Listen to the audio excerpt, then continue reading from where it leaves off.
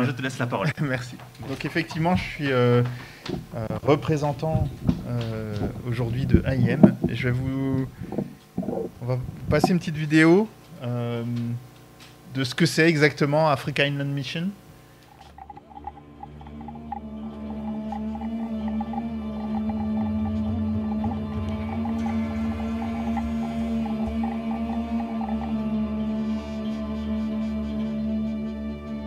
C'est l'Afrique.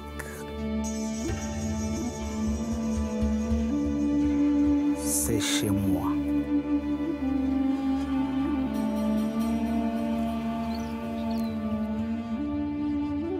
L'Afrique, c'est bien plus qu'un continent entouré de mystères et défini par les guerres et les famines.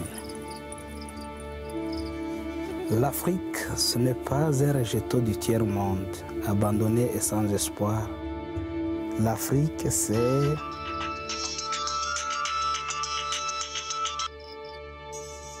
l'imprévu.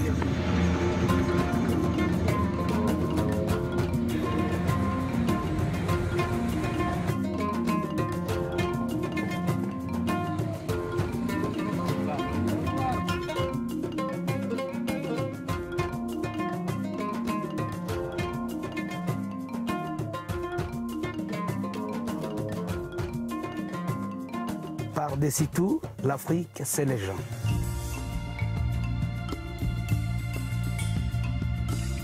Mille millions d'âmes, des milliers de cultures et de groupes ethniques uniques,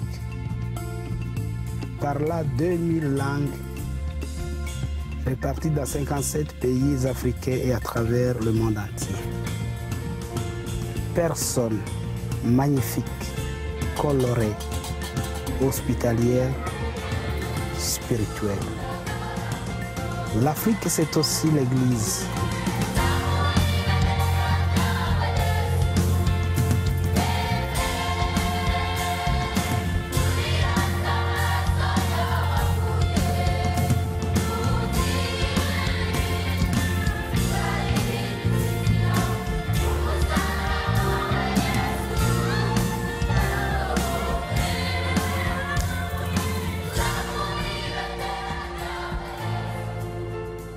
Une église croissante, pleine d'espoir, mais faisant face à d'immenses défis. Aujourd'hui, plus de 900 tribus africaines n'ont jamais entendu l'Évangile et sont sans témoignage vibrant de la puissance transformatrice de Jésus-Christ. Des centaines de millions de gens vivent derrière des barrières politiques, géographiques et même religieuses. C'est l'Afrique. C'est aussi chez moi. Depuis plus d'un siècle, Africa Inland Mission cherche à renverser ces barrières par des gens qui sont motivés par l'amour de Christ et par la grande mission. Africa Inland Mission, c'est un millier de missionnaires qui servent dans plus que 20 pays en collaboration avec des centaines d'églises africaines unies par un seul objectif: établir des églises centrées sur Christ parmi tous les peuples d'Afrique. Des communautés de croyants qui témoignent de vies transformées, qui proclament Christ et qui font des disciples. Africa Inland Mission rejoint Dieu dans l'œuvre qu'il est en train d'accomplir en Afrique et parmi les peuples africains.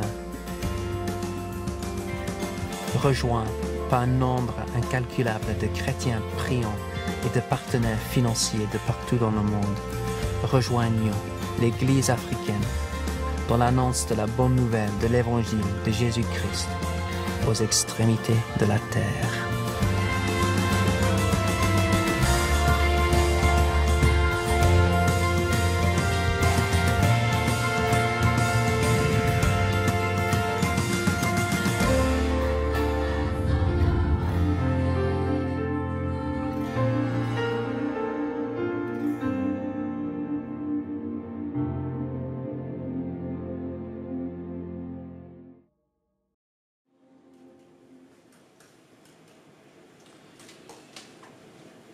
Des milliers de missionnaires en Afrique, c'est ce que AIM fait.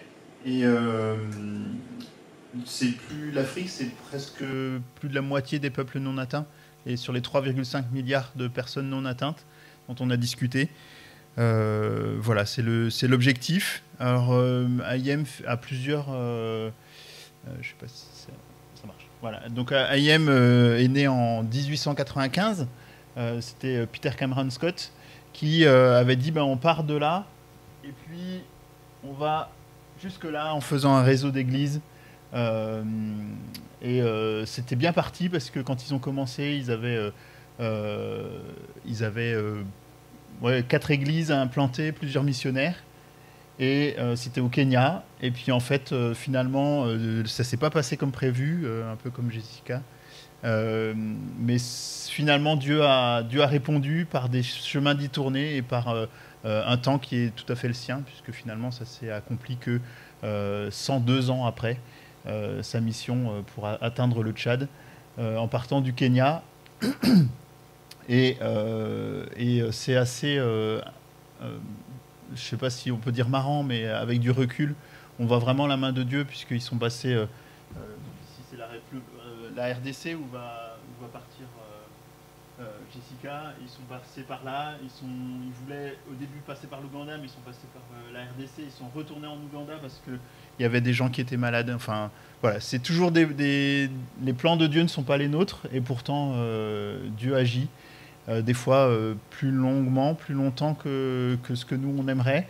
Ils avaient prévu de faire ça sur la vie d'une seule personne et Dieu a décidé de le faire de manière plus large. Alors c'est pas fini, ça c'était en 87, ça continue et maintenant voilà, c'est très très bien organisé et AIM travaille essentiellement pour envoyer des gens auprès de peuples non atteints. Et comme vous avez vu, c'est vraiment le cœur de la mission. Donc il y a des personnes qui sont envoyées à long terme, donc c'est 1 an, 2 ans.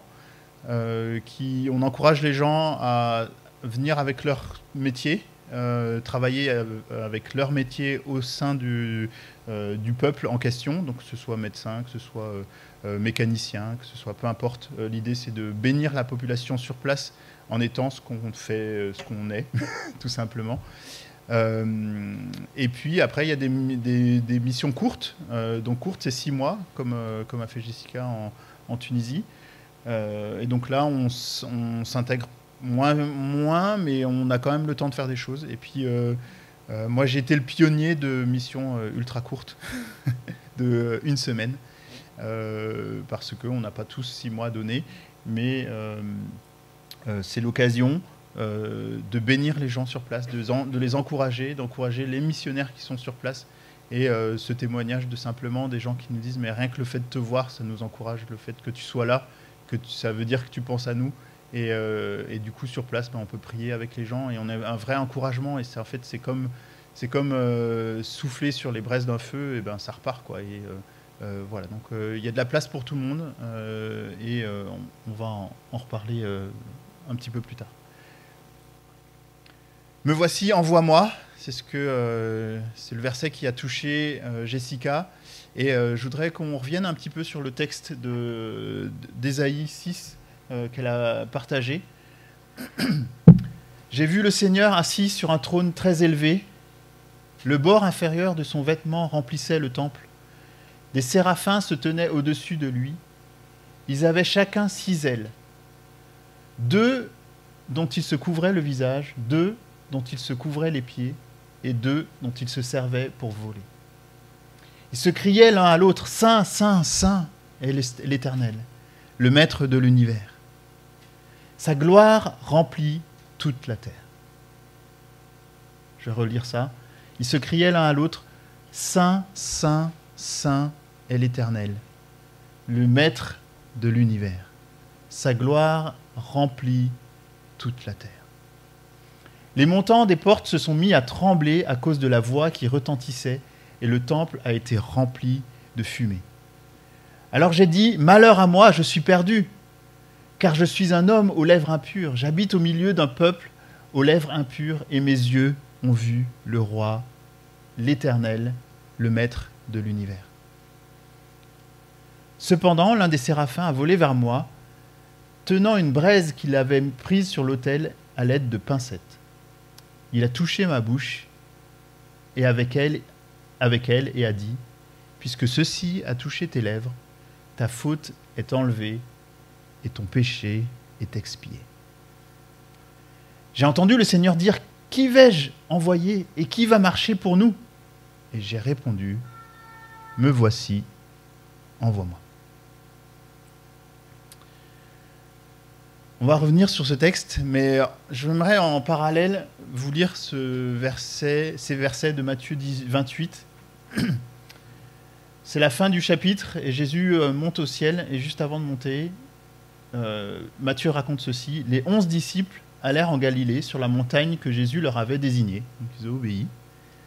Ils y vont. Quand ils le virent, comme c'était annoncé, prévu, ils se prosternèrent devant lui, mais quelques-uns eurent des doutes. Matthieu ne va pas plus loin là-dessus. On connaît que c'est l'histoire de Thomas, mais Matthieu passe assez vite là-dessus. Et il finit son chapitre en disant « Jésus s'approcha et leur dit « Tout pouvoir m'a été donné dans le ciel et sur la terre. Allez donc, faites de toutes les nations des disciples, baptisez-les au nom du Père, du Fils et du Saint-Esprit, et enseignez-leur à mettre en pratique tout ce que je vous ai prescrit. Et moi, je suis avec vous tous les jours jusqu'à la fin du monde. » C'est un passage qu'on connaît très bien, peut-être trop bien, et vous allez voir qu'en le mettant en parallèle avec Ésaïe, il y a beaucoup de choses en commun, et je voudrais qu'on puisse réfléchir à ça aujourd'hui. Me voici, envoie-moi. Qui vais-je envoyer? Ben moi, me voici. Et Jésus dit, allez, faites de toutes les nations des disciples. Alors d'abord, envoyer, c'est quoi? Qu'est-ce que ça veut dire? Pardon.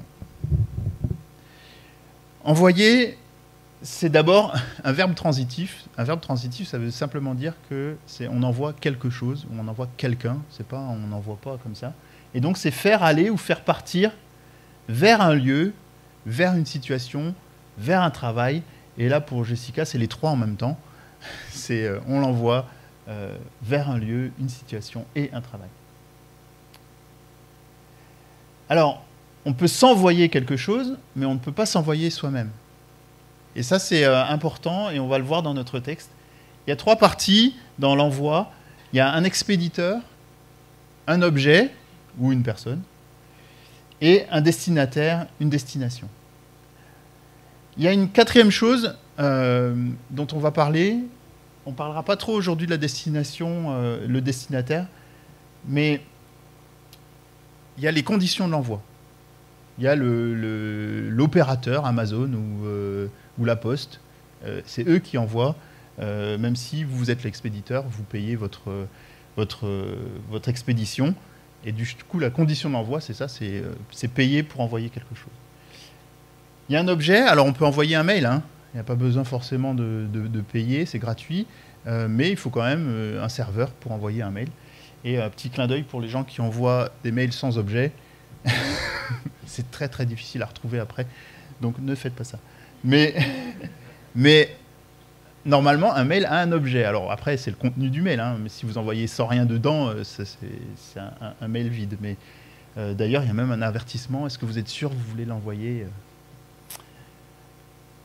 Et donc aujourd'hui, on va voir qui envoie. Et je vais vous donner la réponse assez vite. Hein. Quelles sont les conditions de l'envoi? Et quel est l'objet de l'envoi? Qui est-ce qui est envoyé? Alors, les réponses, vous les avez déjà dans le texte. Je vous les donne maintenant et puis on les reverra au fur et à mesure. C'est le Dieu saint qui envoie, le Dieu tout-puissant. Les conditions de l'envoi, c'est la consécration. Et ça, c'est vraiment important. Et l'objet de l'envoi, c'est moi. Mais c'est pas Jessica, hein. C'est pas marqué Jessica dans le texte, c'est moi. Qui envoie? Alors, je ne sais pas si vous avez remarqué dans Ésaïe 6. Donc, je vous ai lu 8 versets et les 5 premiers, c'est que sur le temple et enfin la présence de Dieu. finalement, me voici, envoie-moi, c'est un verset, c'est rien, c'est juste la conclusion, mais tout le texte est basé sur Dieu. Vous ouvrez, vous contemplez les séraphins avec les 6 ailes, vous contemplez les murs qui tremblent, les portes qui tremblent, et tout ça parce que une voix forte crie « Saint, Saint, Saint est le Seigneur ». Le maître de l'univers, et vous vous dites waouh, Ésaïe, lui, il est saisi d'une crainte immense face à ce Dieu qui remplit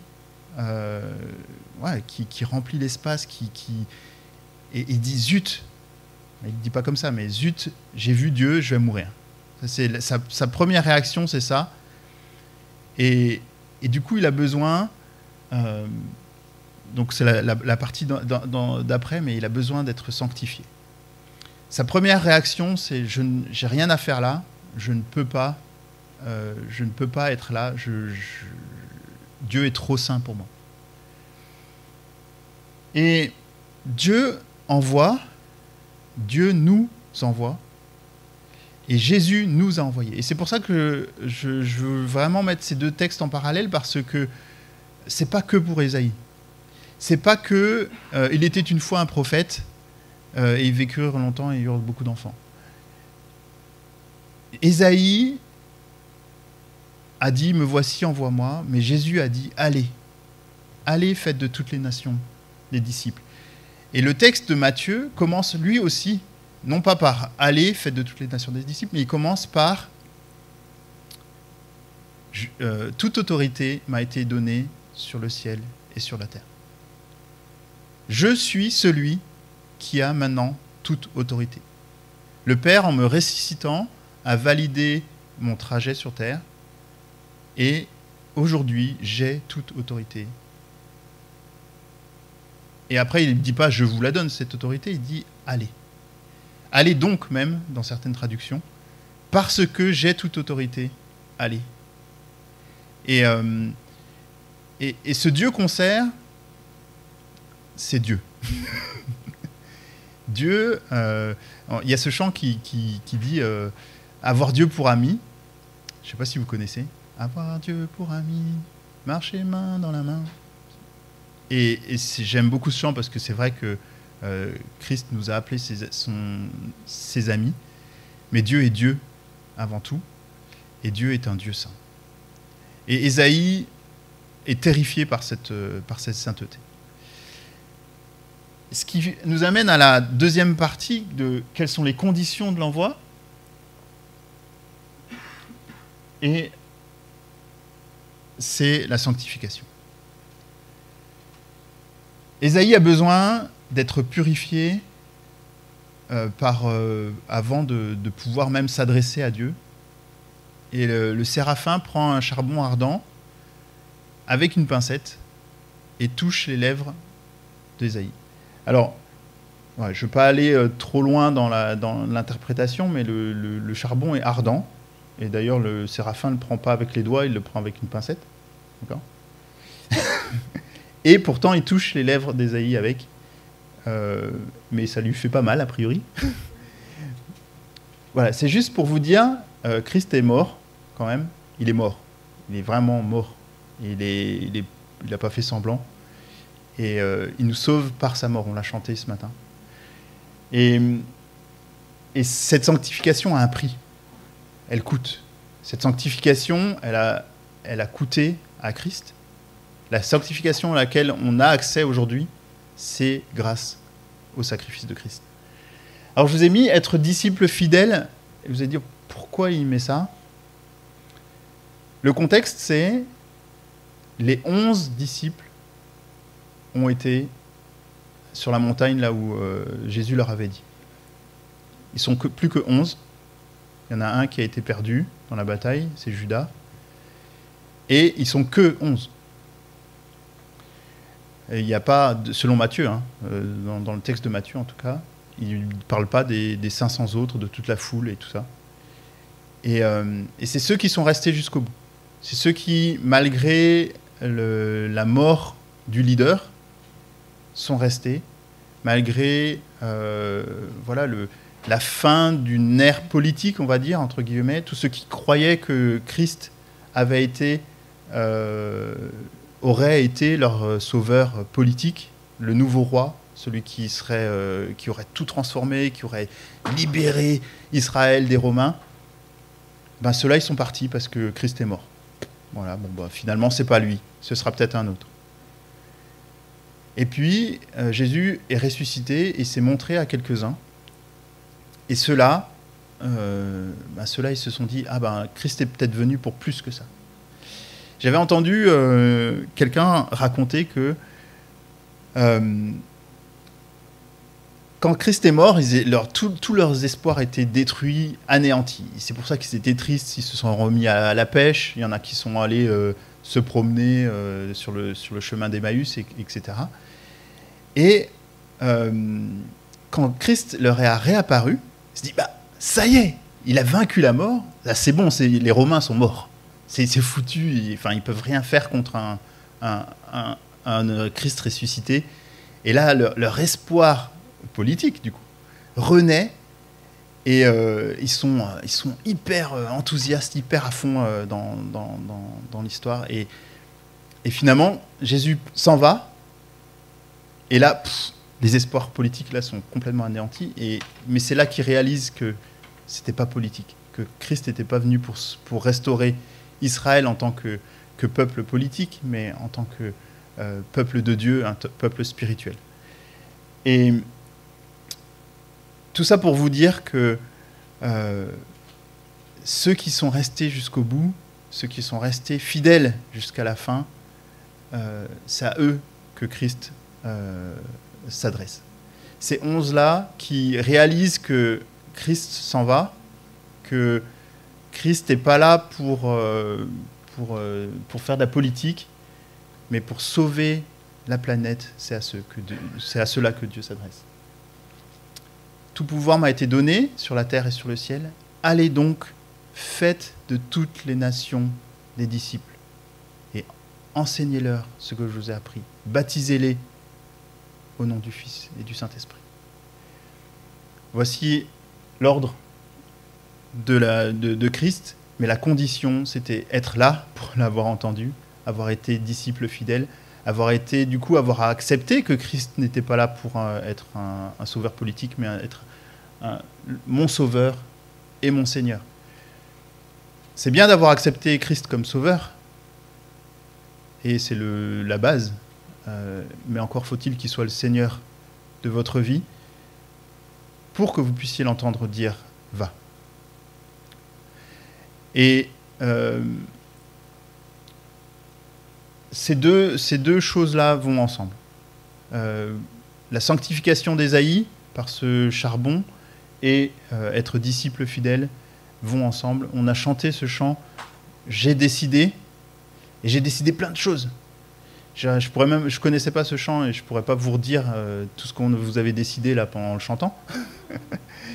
Je sais pas si vous vous rendez compte, mais vous êtes engagé à un sacré truc. Décider d'avoir le feu. J'ai décidé de faire ta volonté. J'ai décidé de te suivre. C'est ça, les conditions de l'envoi. Quelque chose qui m'a marqué dans le témoignage de Jessica, c'est elle n'était pas prête à partir. Et Dieu respecte ça. Et il lui a pas dit je m'en fous, c'est moi qui commande, tu pars. Il y a plein de gens qui ont peur de la mission parce que ils ont peur que Dieu va leur demander des trucs qu'ils veulent pas. Et quand j'étais jeune, j'ai aussi participé beaucoup au GBU. Pour ceux que ça intéresse, on peut faire du GBU après avoir été étudiant. Et vous pouvez venir me voir à la fin si vous voulez, puisque je suis responsable du GBU santé pour les professionnels. Mais peu importe, je ne suis pas là pour parler de ça. Je dis simplement que y a des gens qui pensent que parce que vous servez Dieu et que vous le laissez diriger votre vie, il va vous envoyer dans les pires coins de la planète, là où vous ne voulez pas.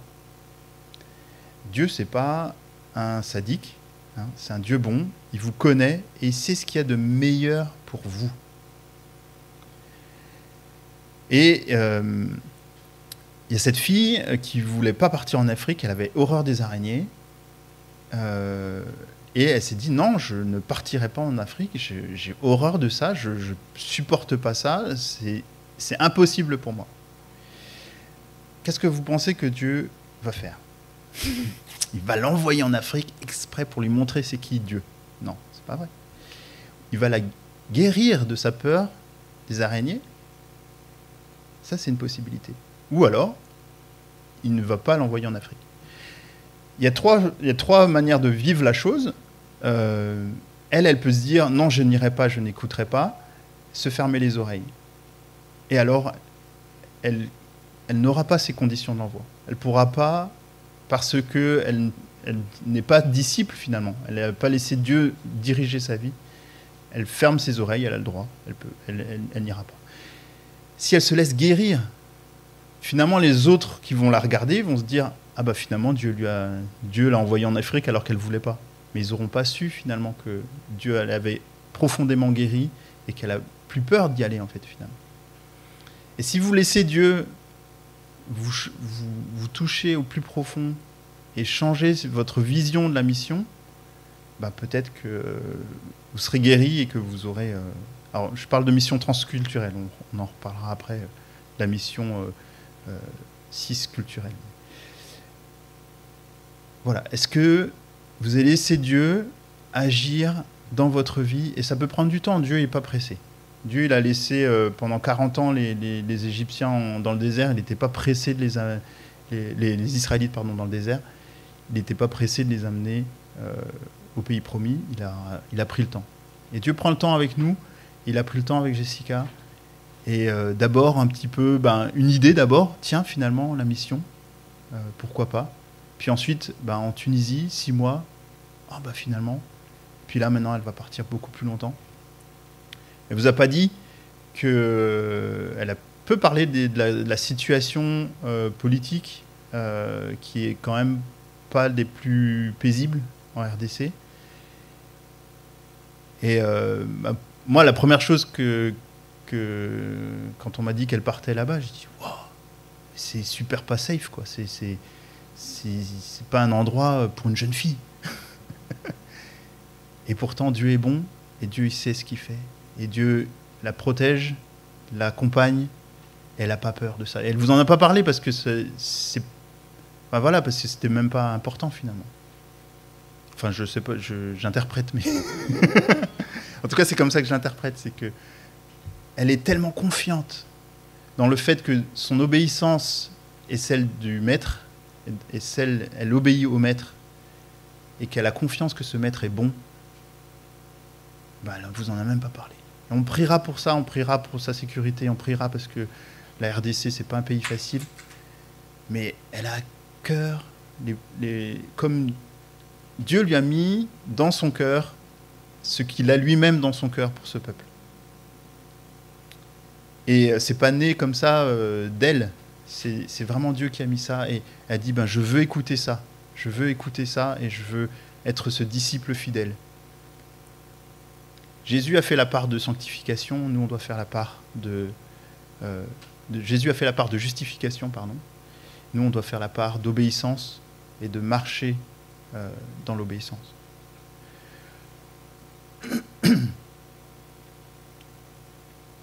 Qui est envoyé? Alors ça c'est facile. Hop, c'est moi. Dans Ésaïe, c'est moi. Voilà. Me voici, envoie-moi, il était le seul. Clairement, la question s'adressait à lui. Qui est-ce que je vais envoyer? Seigneur, je vois personne d'autre. Tiens, Séraphin, là, lui, il a l'air sympa. Mais il avait vraiment envie. Il avait envie d'abord, il ne pouvait pas parce qu'il était impur, mais une fois qu'il a été purifié, voilà, il a dit moi. Et c'était avec beaucoup d'enthousiasme, il n'y a pas eu d'hésitation. Enfin, dans le texte, on ne voit pas d'hésitation, on ne voit pas de... Ouais, me voici, envoie-moi. Et dans Matthieu, Jésus s'adresse donc aux 11, et leur dit allez, allez, et moi je suis avec vous tous les jours. La promesse qu'il y a dans ce texte est formidable. C'est je vous envoie parce que j'ai toute autorité, et je vous envoie, n'ayez pas peur, je suis avec vous tous les jours. Ça s'adresse à tous les disciples donc fidèles, tous les disciples qui ont accepté Christ comme maître et sauveur. Et ces disciples-là, c'est nous. C'est nous. On n'a pas la réponse des disciples dans le texte de Matthieu. On n'a pas, comme dans Ésaïe, ouais, on y va. Par contre, dans Actes des Apôtres, on a la réponse. Et vous relisez ça et vous voyez qu'il n'y en a pas un seul des 11 qui s'est barré, qui a fait autre chose. Il y en a qui sont morts très vite, Jacques notamment. Il y en a qui sont morts très tardivement, comme Jean. Et puis il y en a d'autres, voilà. Entre les deux, il y a Pierre qui a bâti l'église, ils ont fait des miracles. Dans Matthieu, on ne voit pas la réponse. Mais aujourd'hui, en l'an 2022, bonne année 2022 d'ailleurs, on voit la réponse. Notre culture judéo-chrétienne de France aujourd'hui, même si elle est ce qu'elle est, avec ses défauts et ses imperfections, elle est grâce à ça, grâce à cette histoire des 11 qui ont dit oui et qui sont allés, qui ont fait de toutes les nations.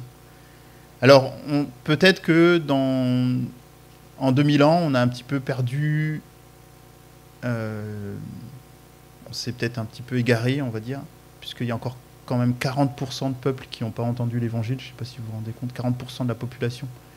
Ça veut dire qu'on n'a pas fait de toutes les nations des disciples. Ça veut dire qu'il y a plus de la moitié, presque la moitié de la planète pour laquelle on n'a pas été allé et faites de toutes les nations des disciples, enseignez-leur, baptisez-les. Ça veut dire que on l'a fait, mais qu'on s'est laissé peut-être distraire entre deux. Et tous les disciples, nous sommes tous appelés par Jésus à partir en mission. Alors, on a parlé beaucoup de mission transculturelle. Transculturelle, ça veut dire que je quitte ma culture, je vais dans une autre culture, je m'adapte à cette culture, j'apprends la langue de cette culture. Et pour prendre mon exemple, je vais dans un pays arabophone, mais je ne parle pas l'arabe.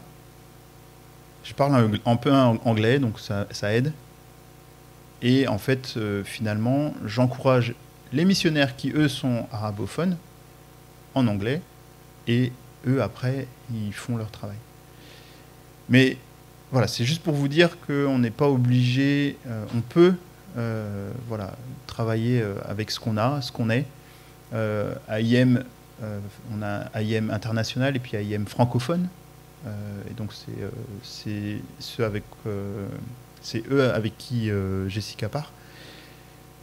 Donc ça aide déjà, pas avoir à apprendre la langue, ça aide. Mais donc transculturel, on est arraché de sa culture, on s'adapte à une culture, donc il faut quand même un état d'esprit un peu plus, on va dire, malléable. Il y a des gens pour qui ça marche pas, hein.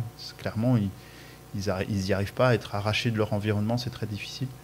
Mais là aussi, si vous êtes ouvert, Seigneur, guéris-moi.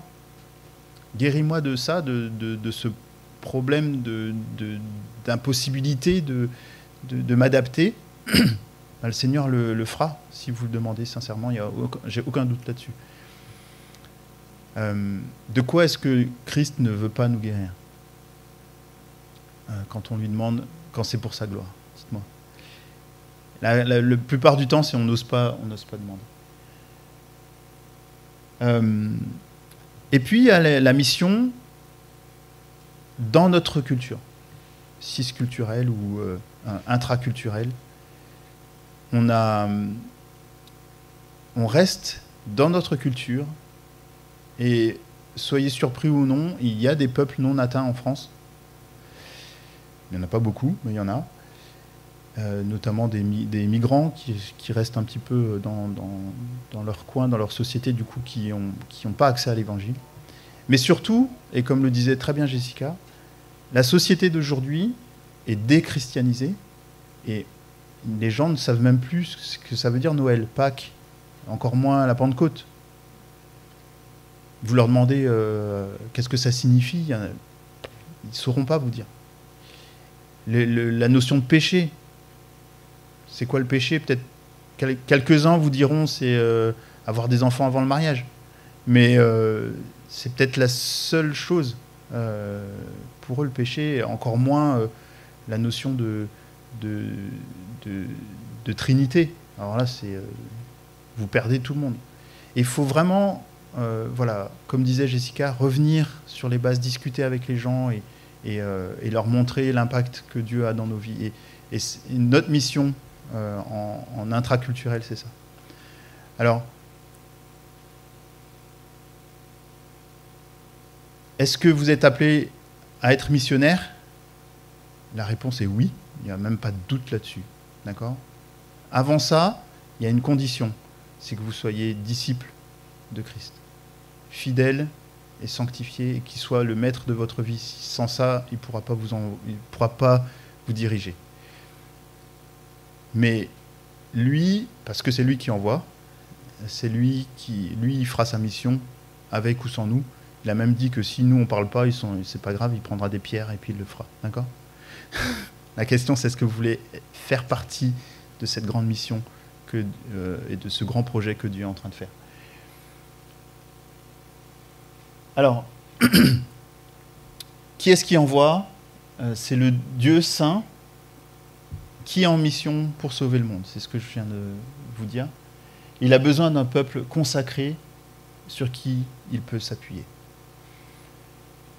Qui a envoyé? Nous tous, mais il faut qu'on réponde « me voici ». Et c'est ce que j'essaye de vous dire. Si vous êtes un des disciples fidèles, alors oui, vous direz « me voici ».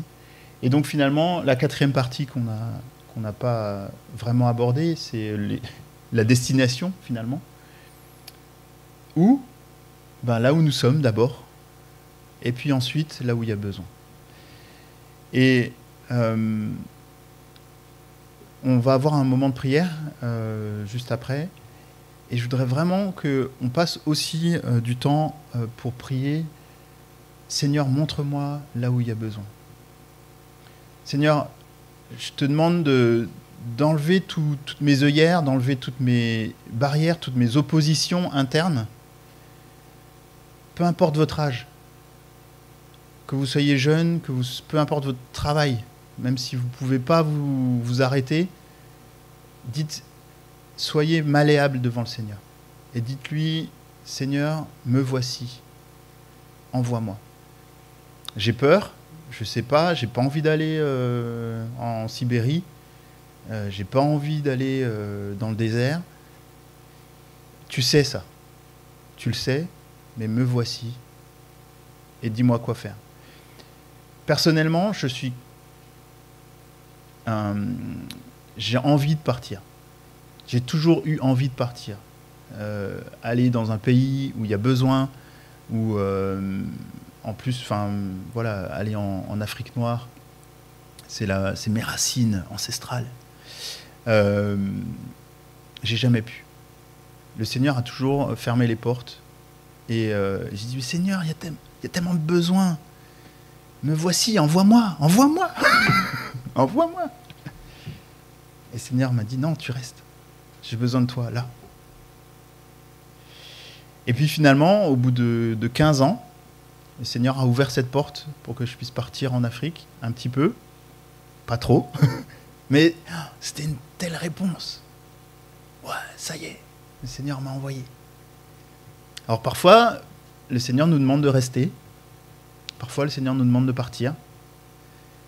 Mais le Seigneur veut nous utiliser. Il n'a pas besoin de nous, mais il veut nous utiliser. Et il faut qu'on saisisse cette opportunité. Où nous sommes appelés à être disciples, ça va dépendre. Mais ça va dépendre pas de Dieu, ça va dépendre de votre écoute de Dieu. Si vous voulez Si vous voulez pas l'écouter, il fera sans vous. Et c'est pour ça qu'on a besoin de donner notre vie à 100% à Dieu, parce que sinon il ne pourra pas nous diriger. C'est comme...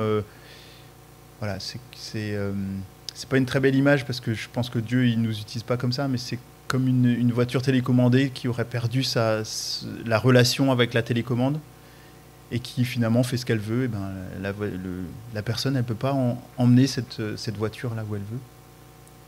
Mais Dieu a une relation avec nous bien meilleure que ça. C'est une image un peu pourrie, mais voilà, vous arrêtez pas juste cette limitation d'image. Mais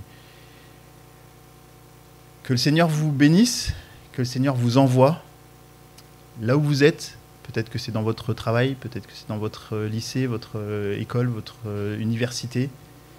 Mais là où vous êtes, le Seigneur vous envoie. Et il demande à ce que vous fassiez de toutes les nations des disciples. Je crois que c'est tout. Ouais, c'est tout. Amen.